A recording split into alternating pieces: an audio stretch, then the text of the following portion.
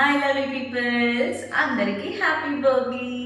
So ఒక చిన్న mini vlog మీకోసం చూసేయండి. ఇక ఆ రోజైతే ఎర్లీ మార్నింగ్ 3 o'clock లేసేసాము. చక్కగా భోగి పెట్టేసాము. చాలా బాగా అనిపించింది. ఎవ్రీ ఇయర్ పెడతాం కానీ ఇయర్ చాలా పెద్ద భోగి అయ్యింది. చాలా బాగా అనిపించింది. ఇక భోగి తర్వాత ఎప్పట్లాగే ముగ్గు అయితే స్టార్ట్ చేసేసాను. నా ముగ్గు ఎలా ఉంది? భోగి ముగ్గు. సో భోగి కుండలు బాగా కుదిరాయా చెప్పండి కామెంట్స్ లో.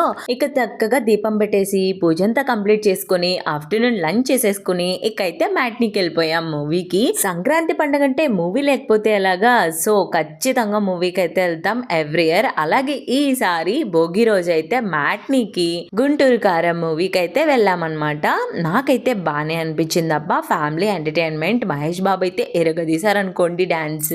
శ్రీలీల గురించి అయితే అస్సలు చెప్పనక్కర్లేదు. ఆ తర్వాత అరిసెలకి నేను ఎంత కష్టపడ్డానని నెక్స్ట్ లాగ్ లో చూద్దామా. బాయ్.